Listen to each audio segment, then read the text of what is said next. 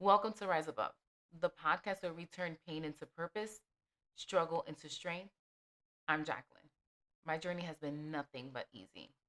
From loss to trauma to growth to finding my inner voice. Even though this is my story, I hope that you can find yourself in pieces of it, the lessons that strengthen us, the light that continues to pull us forward, and the lessons that are learned along the way. This space is going to be real, raw, and relatable. Having said that, I must be 100 transparent with you guys. I contemplated recording this episode today because this week it will be my husband's 5th year anniversary in a few days of his passing. And I thought, how ironic is it that when I created the content for the first few episodes or the outline for the first few episodes when this podcast was going to be released, that episode 3 would fall this week. I had no idea that that would happen. So, episode 3 is going to cover love, loss, and being a stepmom. Love can be complicated, loss can be very hard, and sometimes life has a way of pulling them both together in ways that you can ever imagine. So, having said that, in 2017 is when I met my husband. I met my husband through Instagram.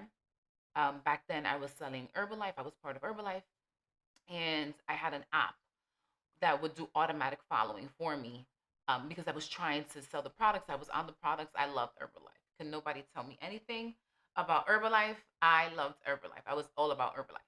I'm not saying I don't do now. That's just not in my journey right now. So he received a follow request from me. It was an automated follow request, and like my daughter would say, he kind of slid into to my DMs, but for him, it was like I slid into his. Um, but so from there, we had started talking back and forth. I was very hesitant to even give him the time of day because at that time I had just gotten out of a rocky situationship. Because looking back now, I should have never called it a relationship. And I thought that that person had sent him to speak to me because they were both from the Dominican Republic. And back then, I didn't know much about the Dominican Republic. So I didn't know that San Cristobal and La Capital was like two different cities. I had no idea.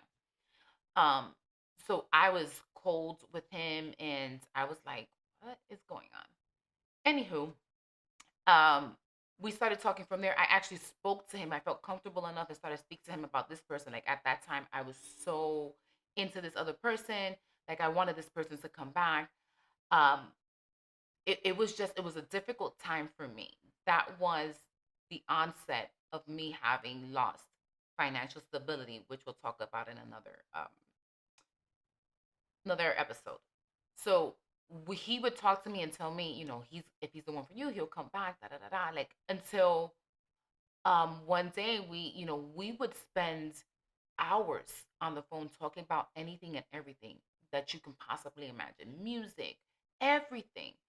And I remember September 3rd, 2017, we decided to take it close, right? And I was a little bit hesitant because he lived in Dominican Republic and I lived in the United States. And in my mind, I'm like, how is this going to even work? Like at that moment, I'll be going 100% honest. I was not thinking of taking this seriously.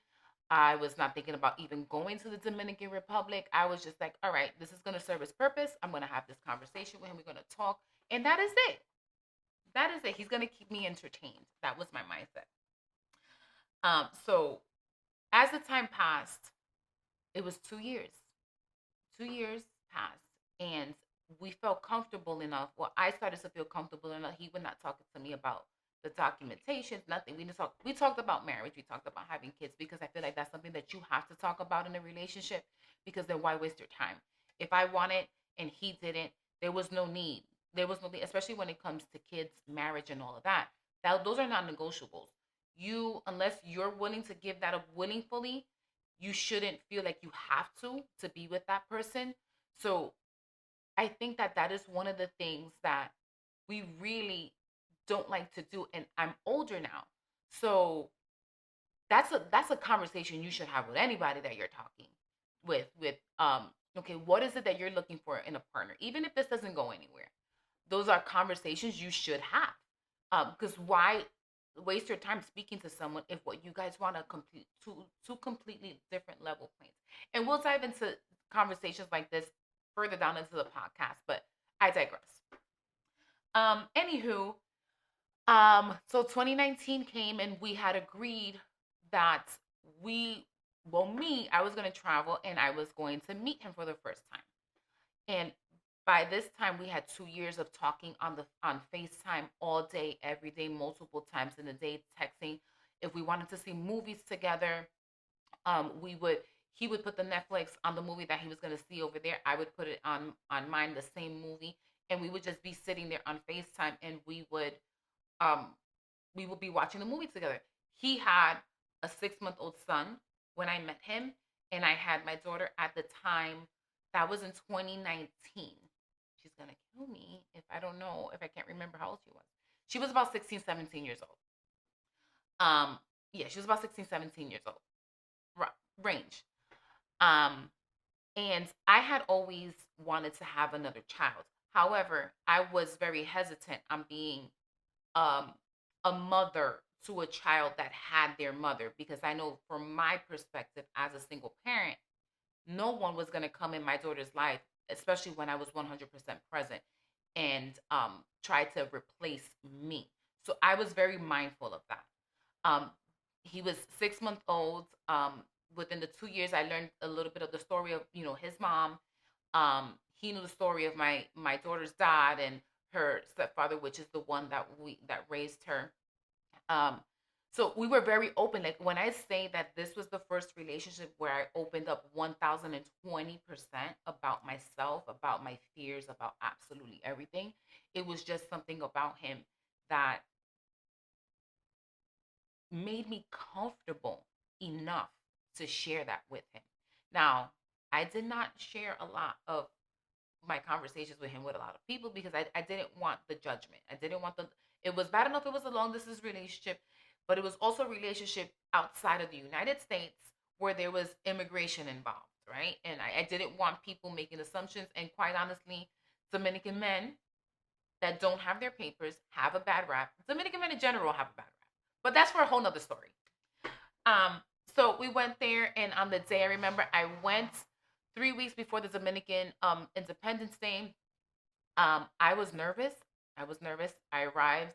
He picked me up in the airport. He had a dozen or maybe 2 dozen roses in my favorite color. He was there with his brother, and we saw each other. Obviously, we hugged, we kissed. And then he tells me that we have to go back to his place um, to get something. And by the time that we go back to his place, I'm like, okay. He tells me that he wants me to go in for a little bit, and as I go in, what I'm seeing is that there's rose petals all around, like forming uh, a pathway to his room. There's slow Spanish music playing in the background. I would Maite Peroni a partir de hoy, and he had 3 boxes on his wall. He painted his room purple, which was my favorite color. Mind you, the times that we would speak on FaceTime, he would make it a point to not show me his room the way he would normally. And I'm like, what is going on? Anywho, um, in the 3 boxes, when you open the box, rose petals fell out and it would say, "Will you marry me?" And then on the top, he said, "I love you, Jackie." And of course, he tried to write everything in English. So my first reaction was like, this is not happening. And then when I turned around, he was on his knee and he asked me to marry him. And of course, I said yes. So just to summarize, I went to meet him for the first time, got engaged, and yes, I returned a married woman. And that was something that I kept from everyone. I kept it from the only people that knew that I married him while I was over there, which we didn't set out to do. We saw each other, and it was like I knew this person for more than the years that I've ever met. I had spoken to him before in my life. So I tell him, it's like, let's go speak to the immigration attorney and let's see what is the recommendation, because at this point now I wanted to take him to New York with me. At the time I was living in New York. Um, so I would consistently go back and forth um, with him. Like every time I went to the Dominican Republic, like we did everything. We had everything in an itinerary in our agenda, which for me being a Virgo, I absolutely loved. I loved. And he was the same thing.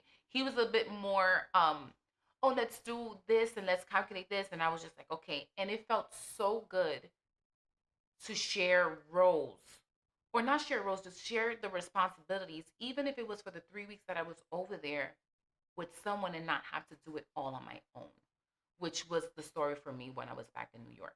I don't regret that, but it just felt so nice. So we would go and take his son to the doctor's appointments. His son was always with him. He was pretty much a single dad, taking care of his son. And his son, when I first met him, did not like me. He would look at me like, "Who is this lady with my father?" Until the years passed, I earned his love.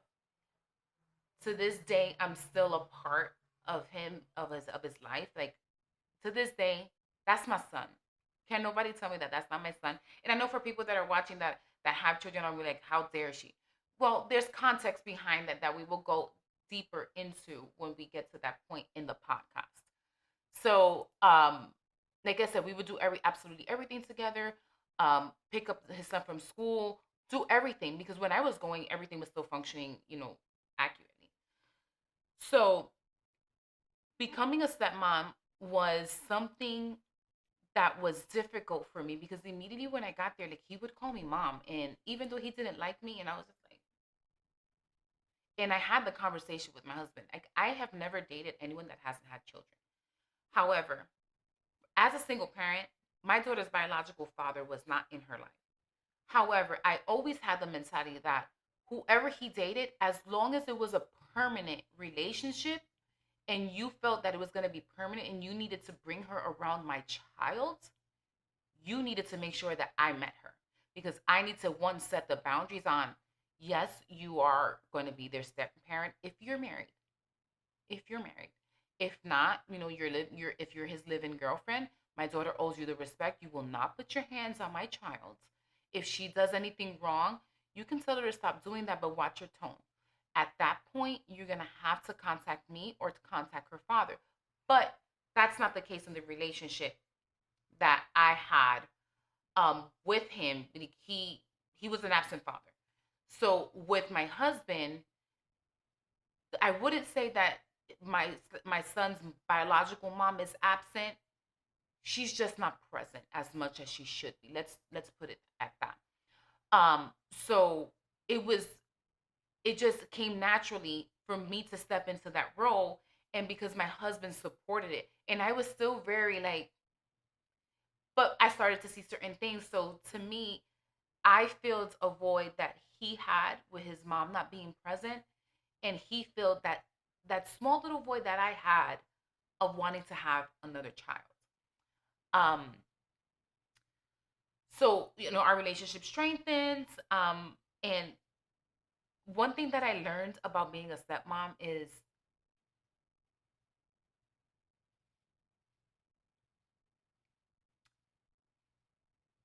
to be a mom or to be a dad, the blood doesn't need to run in the veins. He is not my biological child. Our bloodlines are different, but that is my son. If you can just take a month in our life and see the way we are with each other, you would never know that I am not his biological mother, and vice versa. Um, and it showed me a different kind of love, right? Because I have my daughter, and my daughter is my world. My daughter is my world. There's nothing that I wouldn't do for my daughter. But being a stepmom is different, because there's there's restrictions, because even though his mom is not present, I have never put my hands on him. I may have used a strong tone with him. Um, but there's just certain things that I wouldn't dare do, even though that I have the role that I have with him. And in 2020, I had just came back from the Dominican Republic in the ends of October. It was, one of my times to go visit and, spend time with him. And by this point, we had established a family, even though it was long distance, right? Because my daughter would occasionally go with me to the Dominican Republic. We would do things together. We were always on the phone talking to one another. I would play hide and seek with my stepson over the phone, and if my husband needed to put his motor away, I was watching him in the camera while he did that next door. So everything that you could possibly do to keep a long distance relationship going and a marriage going is what I did, what we did. Um, so when I returned, I believe it was October 28th. And I remember that when I left the Dominican Republic, there was just something weird about the air. But no le puse mucha mente. Like, I didn't put any mind to it. I just figured, it's always hard for us to leave one another. It's always emotional because we want to be together, and it's the distance. And by this time, we had been doing this since 2017. We had devoted to one ourselves to one another since that very first visit. And we were getting to the point where we had already made a year of marriage, and we just wanted to be with one another. So I remember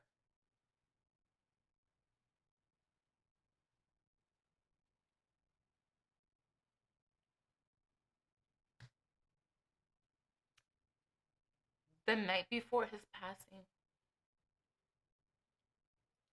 we were talking like normal. I was working my second job, and I was like, we were on FaceTime.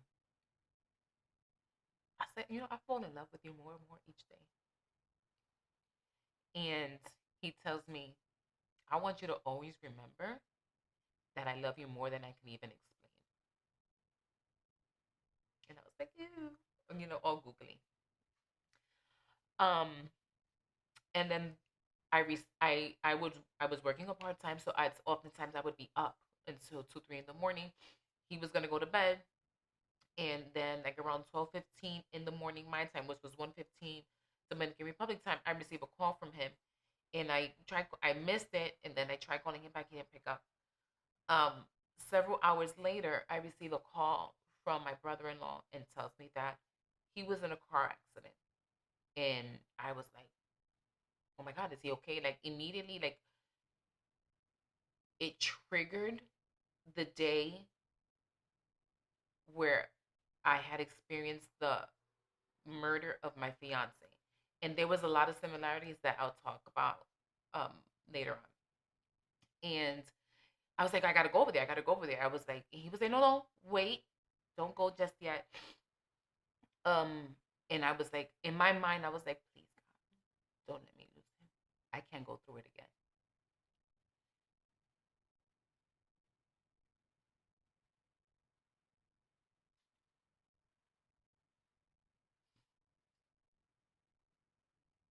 A few hours later, I received a call from his brother, and he said, things don't look good. You need to get here. I tell you that my daughter was taking a bath. I bought the ticket for the same day. Again, contacted my brother and my sister in law, and just miraculously, they were in the area. So they were able to come and take me to the airport. I tell you that I just threw whatever I had because I was in the middle of washing.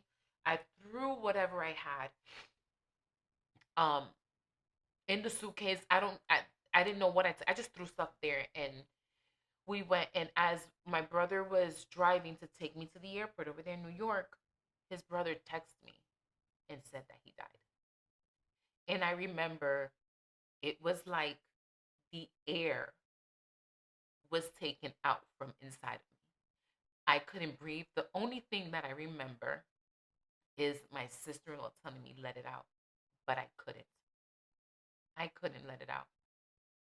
So much was going on in my mind that I could not gather my thoughts.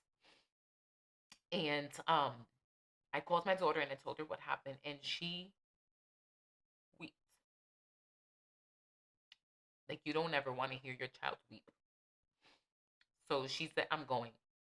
I got her a ticket, added her to my itinerary.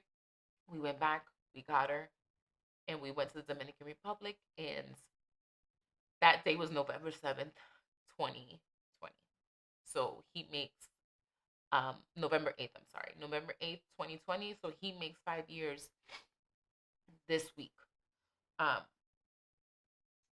what can I say about that experience, about love, loss, and becoming a stepmom? Because my son's mom wasn't present, this situation brought us together. My husband, much more together. My husband did everything for him. My husband was super affectionate, showed him love, did everything. He did everything, and I stepped into that role willingly. Not because it was expected of me, but because I knew the family dynamics, and I knew that the situation that he was going to be left in was not going to be the best for him. So I maintained there because if I, and at the beginning, it was me holding on to my husband. And I wanted to bring him, I still wanted to do the process with the papers and get him over here and do all of that. Um, but his biological mother said no. So I still would go back in the Dominican Republic. And to this day, I would honestly be able to say that I'm glad that she said no, because emotionally and mentally, it wasn't the right time for him to come with me. Do I want to bring him with me now? Absolutely. I am emotionally and ready and stable enough emotionally to take him on. And I have not skipped a beat. I've been to his graduations. I've been to his shows when I'm over there. I try to plan my time over there so we can spend the time so I can do whatever. I speak to his school while I'm here. I have a good relationship. I have an open relationship with his teachers in the school. I mean, everything that I did for my daughter, I do for him, and I don't skip a beat. So this loss was the turning point for me to begin my healing journey. I said that correctly. This loss triggered what I went through in the first loss. Why? Because in the first loss, I never dealt with what happened and how it made me feel. I was on autopilot. I was functioning depressive. And I never got over functioning depressive. When I met my husband, I forgot about that. I never healed with that. He filled a void for me, but I never healed. And I often question that, because if even if he would be here today, would the residue of what I didn't heal from that first trauma linger and cause a barrier in the marriage while we were in the United States together? I've come to terms with where I am today, and everything that I have gone through. It has prepared me for where I am, for this, right? Because I don't think that I would be as grateful as I am for everything I've gone through, for everything that I've overcome, and everything that I have achieved. I don't think that would be as appreciative for the finer things in life. I don't think that I would have the same perspective. I think that I would take more things for granted, that I would, or that I do now. Because everyone takes something for granted. Even if it's in the moment, you're in the impulse, you kind of let things, you know, you let your emotions drive you. But going back to it having triggered, that is when my healing journey really needed to start. I, like I said, I was functional depressive. For the first year of my husband's death, I had to take about 3 months off of work because I could not wrap around what just happened. I thought there was something wrong with me. I thought I killed him. I thought it was me. I thought it was me, because here this happened to the first one and now him. I said, I'm toxic. The issue is me. I wouldn't shower. I wouldn't clean. And my daughter was old enough. So my daughter would see that, and I would try to pull through for her, but it was so overwhelming. All the pain and the sadness from his loss and the previous loss was overtaking me, and how I was able to to function. And I started to seek out therapy. And I remember the first therapist, She thought she was my friend. And she was like, "Oh my God, your skin." And I'm looking at her like, what does my skin have to do with anything? But I stood with her because she would tell me, "You know that he loved you, right?" I needed to hear that, right? Because I had so much doubt because I was just like, so many questions like, what happened? How did you get into this accident? It's me. Like, I really, there was survivor's guilt all over again, all over again. But the process of me facing this pain and doing the work that I needed to do is which is what led me to eventually moving from New York to Miami to focus on my healing journey, which was the most difficult decision for me to make, which other things was in there. Um, and I had to come to terms with that. I mean, there was days, and there weren't days. Every day, I would wake up, and I would. The first thought in my mind is like, I opened my eyes, wholeheartedly and transparent. I was patiently waiting for the day for God to take me because there was just no way that I could experience so much pain, so much trauma, and it wasn't time for me to go. But it wasn't time for me to go. I had a purpose. There's a purpose for me to be here, and I haven't fulfilled that yet. I had to learn that. I had to learn that healing wasn't about forgetting, that it was okay to move on. It was okay to do my life the best way that I could see how to do it. Um, I went through the 7 stages of grief. So aside from that, I read a few books, and I know those that know me are like, "You read?" Yeah, I read. I don't like to read, but I read because I didn't want to feel like that anymore. It was really tough. Like, I would wake up crying in the middle of the night because I missed my husband. Um, and again, I was on autopilot. I wasn't as functional as I was before, and this was in the middle of COVID, so I was working from home. So I couldn't even bring myself to turn on the computer to be able to do my function. So I had to take the time off from work. So one of the books that I read was Wake Up to Hope. This is a devotional. This was recommended to me by my coach in Herbalife. I would put this on next to my bed, and every morning before I got out, before I brushed my teeth, I would read one. I would read, and I would go in order because it is by chapter. So I would go in order and read absolutely everything that it had, and it's a devotional. So the very first one is, and I'm gonna read it to you guys. It's Coming and Forgiving because I can't see close anymore. However, it's coming. So it says, though it tarries, wait for it, because it will surely come. So, and I'm only gonna read a few sentences.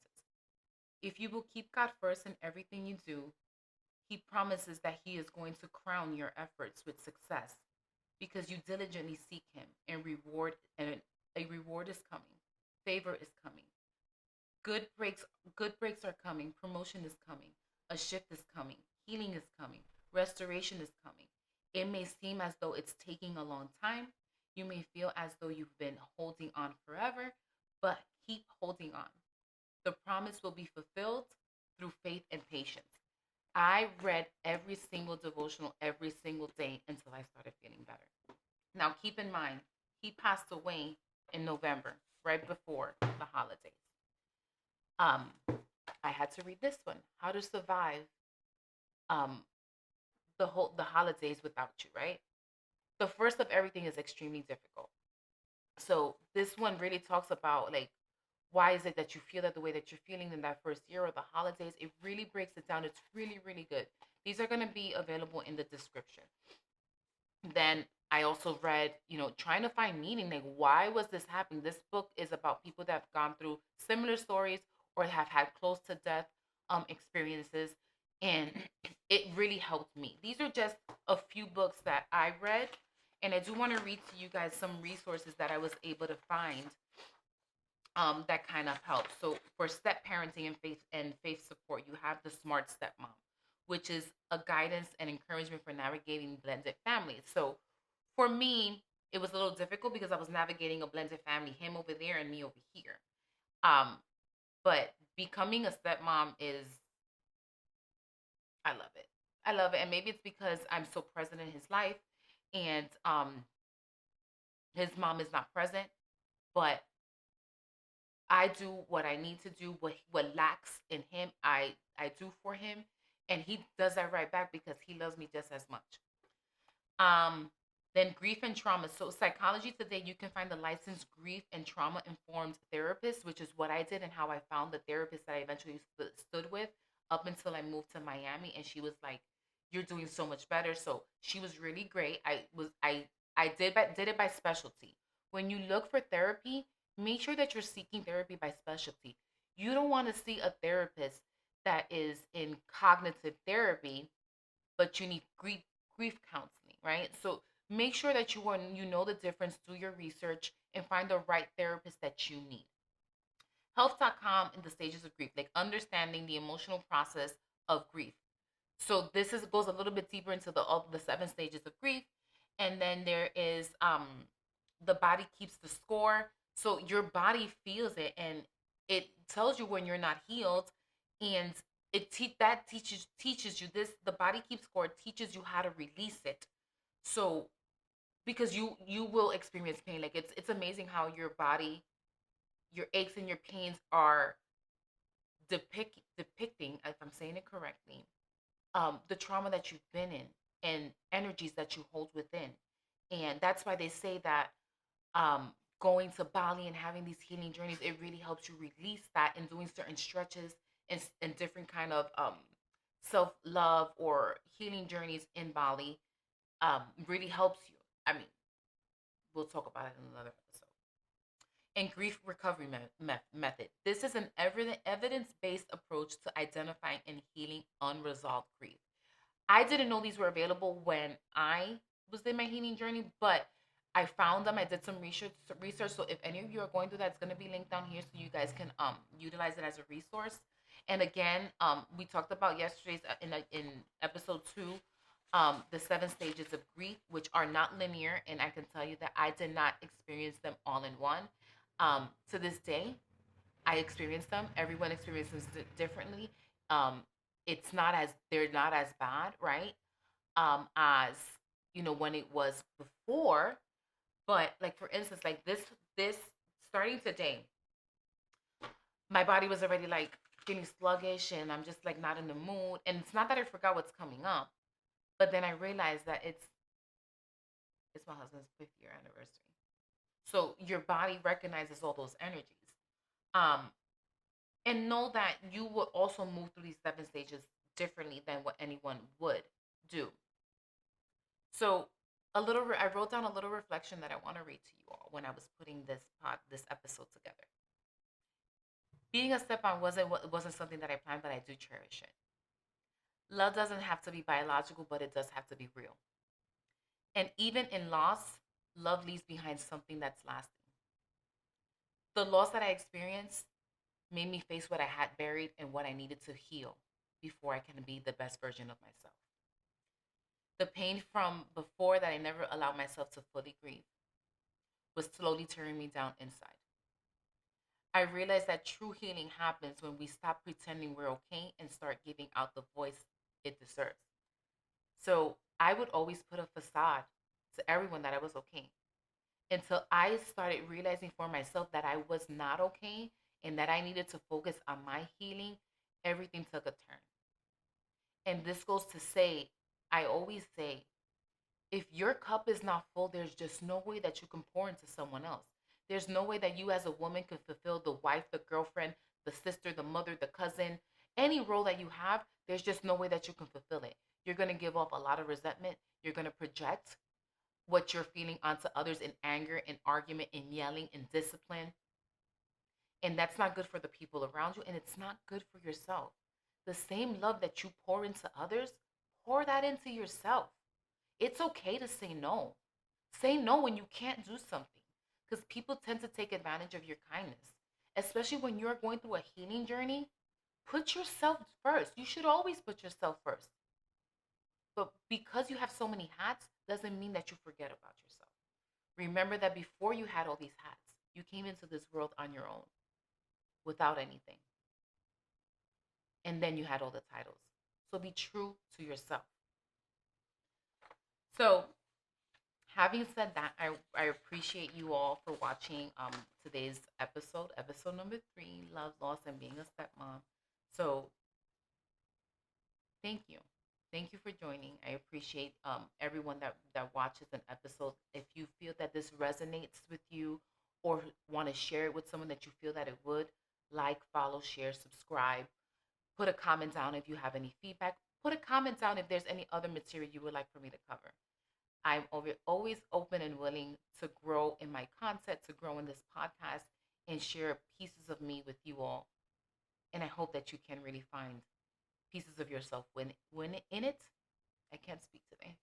In it, and that it instills some hope, and know that no matter what we go through in life, I'm serious. I cannot speak today. No matter what we go through in life, you will always be able to rise above, but you have to put yourself first. Thank you for joining.